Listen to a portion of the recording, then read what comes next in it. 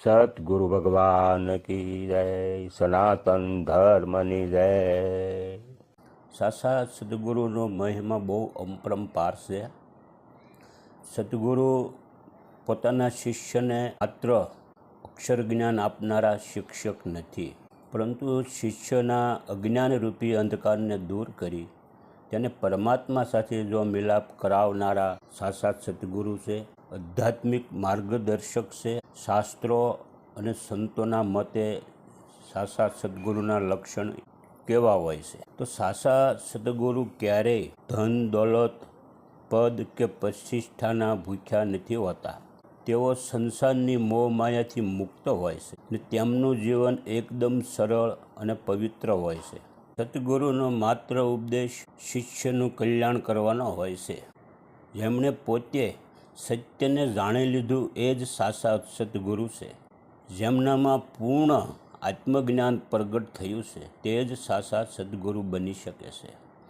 તેઓ માત્ર શાસ્ત્રના જ્ઞાનથી શિષ્યને ઉપદેશ નથી આપતા, પણ શાસ્ત્રના જ્ઞાનથી પોતાના શિષ્યને પણ શાસ્ત્રો અનુસાર એના પોતાના સંસારિક મોહ માયાને કાપવા માટે શાસ્ત્રોનો સહારો લઈ શાસ્ત્રોના સિદ્ધાંતો સમજાવે છે। શાસ્ત્રોના સિદ્ધાંતો દ્વારા શિષ્યોને સંસારિક મોહ માયાના બંધનમાંથી મુક્ત કરાવે છે। સાચો ઉપદેશ સદગુરુ તો શિષ્યને આધ્યાત્મિકના અનુભવને આધારે શિષ્યને સાચી રાહ બતાવે છે અને આધ્યાત્મિક માર્ગની અંદર ચાલવા માટે પોતાના શિષ્યને જ્ઞાન, ભક્તિ અને વૈરાગ્ય સમજાવે છે। જ્યાં સુધી આધ્યાત્મિક નવધા ભક્તિ જ્યાં સુધી શિષ્ય અપનાવે નહીં ત્યાં સુધી એ આધ્યાત્મિક માર્ગની અંદર ચાલી નહીં શકે। એટલે સદગુરુ આધ્યાત્મિક માર્ગ માટે ચાલવા માટે સાચો ઉપદેશ અને આધ્યાત્મિક માર્ગના આવતા અનુભવો પણ એને સમજાવે છે। સદગુરુની નજરમાં બધા સમાન હોય છે।